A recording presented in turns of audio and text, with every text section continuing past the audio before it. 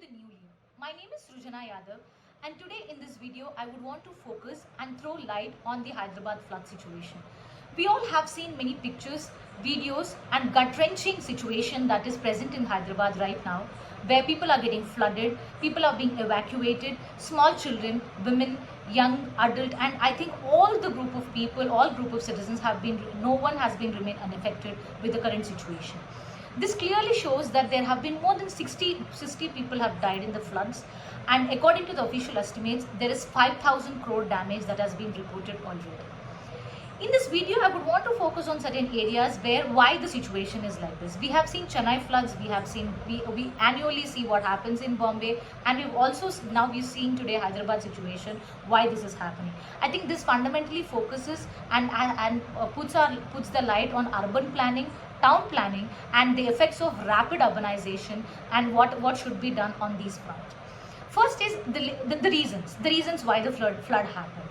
One, of course, the natural thing is that after so many years we've had highest number of recorded rainfall on 1-2 days. That generally we have 88 centimeters of rainfall in a normal monsoon is a normal rainfall. However, more than 32 centimeters of rainfall has been recorded in 1-2 days in the entire city of Hyderabad. So there is definitely this huge excess of water, huge excess of rainfall. Apart from this, the lakes are clogged. Many lakes that the city have been clogged, and the natural drainage system that the city has was completely ruptured. And the other thing is about clogging. We all have seen clogging. We all have manhole system. We have the existing drainage system in place. However, that has not been really successful. It is not successful because of the only one reason, that there is clogging, and this clogging is due to waste deposition. It could be plastic waste, it could be different kinds of waste. So this brings us to why the deposition of waste and why the segregation of waste has not been proper. And thirdly, the encroachments. Encroachments is something that is significant wherever the flood situation happens, because that stops the natural flow of water, the natural sponges that the city has. According to Science and Environment, there has been a report which says from 2000 to 2020, there are more than 3,000 water bodies in the city of Hyderabad have been encroached. This clearly shows why the flood situation has become very severe. Apart from that, the state of Telangana and the city especially had many lake protection committees, which has not been quite successful. The downstream areas of most of the lakes and small water bodies have been encroached, and many complaints regarding that have not been taken up very seriously over a period of time. So for all wrong reasons, the Hyderabad city today have become a Venice, where it is all connected with small water bodies and completely drained, completely clogged, and you see water everywhere for all wrong reasons. So now what do we need? I think most of us know, but however, what has to be taken care of is we urgently need a vulnerability mapping of the entire city. And we need a geohydrological approach to the existing city, where we can definitely mark certain choking points, clogging points, and where the natural sponges can be enhanced so that the flood situation like this cannot be repeated again.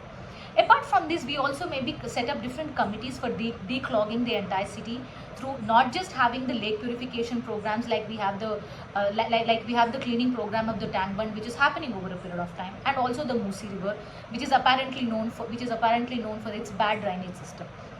Apart from all this, I think in Telangana, because it's in the plateau region, is known for its tank irrigation and also the lake construction that we are all doing over a period of time. So in understanding the irrigation needs, understanding the topographical needs of Telangana, I think it is high time that we start reconfiguring and rethinking the entire city planning. Because according to the UN report, which is published in 2018, 17 and 18, it projected that India's urbanization by 2050, it's going to be more than 50.2%. So in that rapid urbanization will definitely leads to rapid increase of population, rapid shift from rural India to urban India, where we need proper planning. I think the town planning department, the town planning department, irrigation departments, and the revenue departments, and especially the HUDA department, the municipal corporation department, all have to come together and look for a multi-sectoral convergence, that where we can plan for better things. Because the flood situation is not just today, but it can happen at any time in any city.